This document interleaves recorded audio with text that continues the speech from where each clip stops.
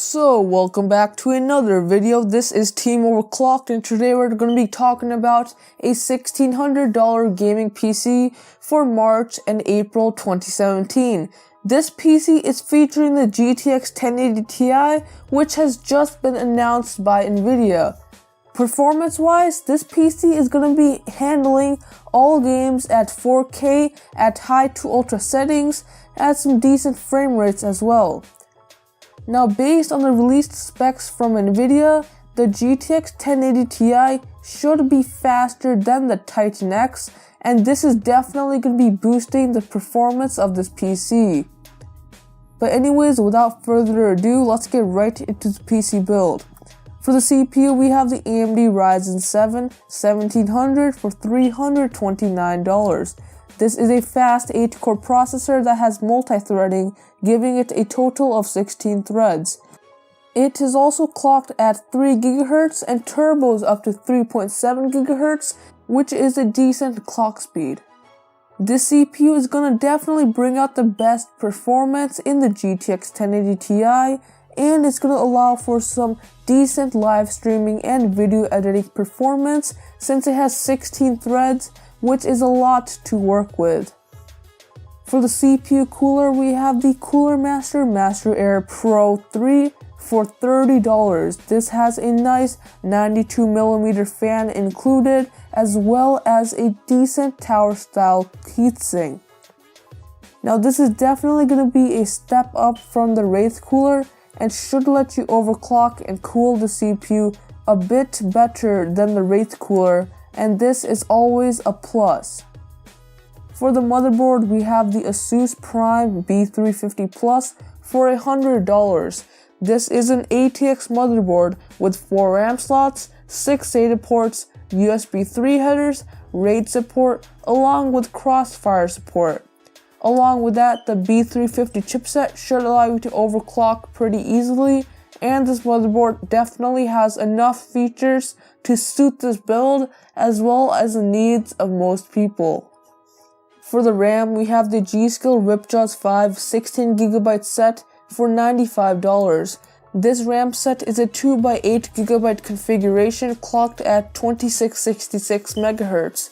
16GB should be the ideal amount for some high resolution gaming and should be enough for some decent video editing, making this a good RAM set for this build.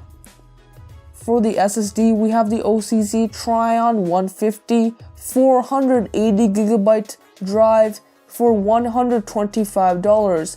As with all SSDs, this is going to provide faster performance and better reliability than a hard drive.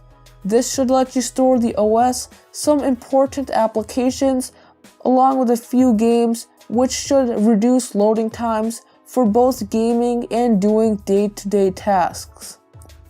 For the hard drive, we have the Seagate Barracuda 2TB drive for $70.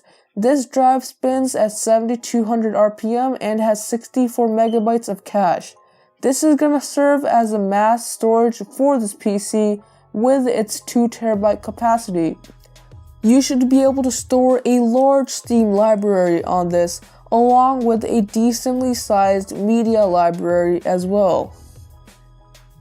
For the graphics card, if you haven't guessed it already, we have the Nvidia GTX 1080 Ti for $699.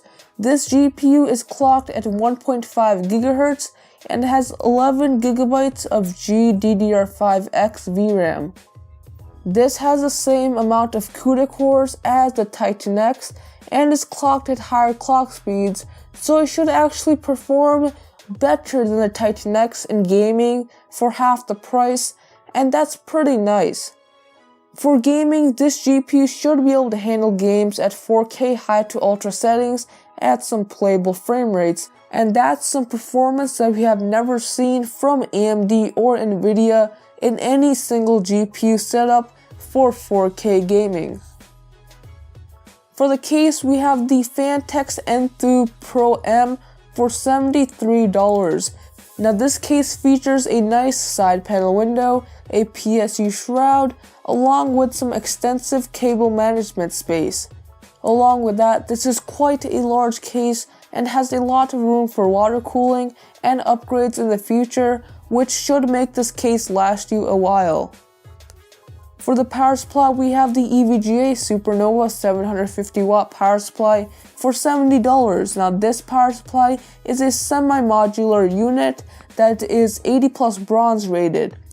The modularity should let you remove unnecessary cables, which should tidy up cable management. And the 80 plus bronze rating, coupled with the brand name EVGA, should let you know that this power supply is going to be a pretty reliable one that you can rely on for a pretty long time. So that's the build. If you want to check out all of the parts and all of the part prices, I will leave a PCPartPicker link in the description down below with all of the parts and their sources, so please check that out if you're looking to buy any of these parts.